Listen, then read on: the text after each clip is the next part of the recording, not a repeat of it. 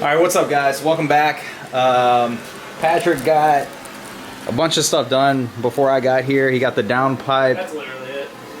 That is a bunch of stuff because that was a pain in the butt last time. Oh, and motor mounts, but that's like motor mounts. That's like 2 bolts. And then he's been polishing up some pretty parts. Where'd you put them at? Right here.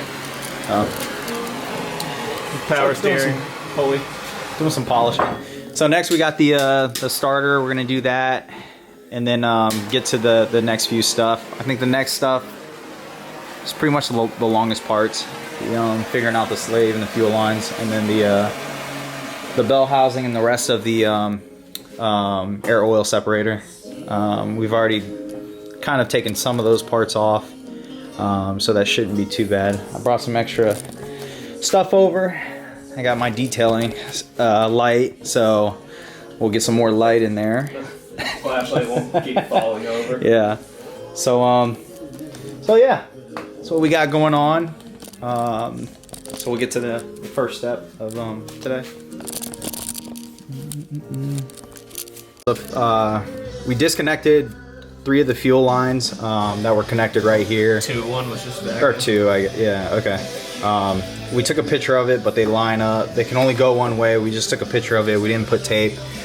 Pat does have flex fuel, so the Cobb flex fuel kit, the lines run back here, so we're gonna disconnect the 2 plugs and tape those ends. I don't think we have to fully disconnect everything from the flex fuel, so we'll figure it out once we attempt to, I guess, move the block. I don't think we have a 4 yet, right? I don't think so. Yeah, we'll do 4 and 5. So that's what we did, and then the next few hoses we're going to take apart or attach to the AOS. So we did the AOS. We did our little setup with marking it, the symbols and everything like that. We just left all the hoses hooked up to the actual block, and we left the AOS right on the side. Got the fuel lines over here, and then everything labeled, and hopefully that's it for that. Starter and bell we'll do the time, really. Starter and bell housing next. So. All right, right now we're doing the starter bolts. That's what Pat's doing right now. We took off the top one already. That was a little bit hard to get to, and then he's taking off the bottom one. And so they're held in by 2 14mm bolts, and that's it. That one was easy, right? That one came out. Yeah. So that's it.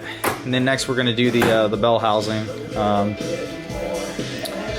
and that should be it. And then it should be ready to pull after that, right? Yeah. Assemble the lift. Go get a chain, and yeah, we don't have a chain. Yeah. And pull it. That's it. Right now we're doing the bell housing bolts. They are different lengths, so just make sure when you remove them to like label them somehow. We're gonna just put them in a different bag and then write the orientation on the bell housing per the pitch stop. So like the first one we removed was right here, so we're gonna put top right pitch stop or whatever. I'm thinking that might be confusing. So I did pitch stop to the right, so it's just Okay. the right of the pitch stop, and then I did under the turbo. Okay, yeah, that's whatever process you guys choose, that's the way we're gonna do it. So they are different lengths, just remember that. And we used a breaker bar for the top one, and then the one near the turbo required a Did little. the old dad move and combined 2 wrenches. Yeah.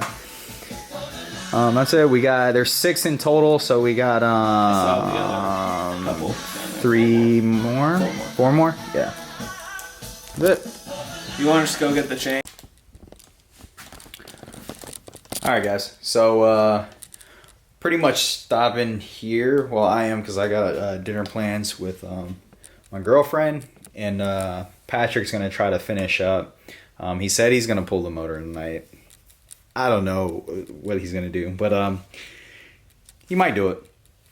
But he needed, so there's one more thing, and before people forget, so I think of the last clip we didn't talk about the O2 sensor. There was an O2 sensor that's hooked up right on the bottom right here, near the headers.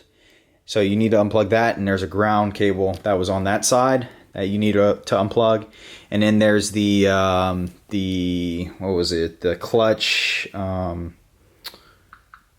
let me see, what was it called again, the clutch fork tube, and we had the wrong hex size, so even a 10 mil wouldn't even fit. I think it requires a 14 mil, and that's what he went to go get. We tried a 10 and a 12, and it didn't fit, and it's right underneath here, and that's what we tried to use. So that's what he went to go get, and I'm gonna end the video here. Next time I see Pat, the engine should be out, but I got dinner plans, and yeah, so once it's out, then we'll do the timing kit that he got, the clutch flywheel, and then he bought a bunch of gaskets, and we're gonna do a engine refresh on the STI. So this thing is, I mean, it's pretty clean, except this was the last part. We got to refresh this and do flushes and everything like that. And he's got ZE40s on this car. The interior's all refreshed. The paint's fully corrected. We did that. So it's a really good build so far, and we're just kind of trying to do a resto on it. So yeah, that's pretty much it. If you're new to the channel, like and subscribe, and I'll see you guys next time. Peace out.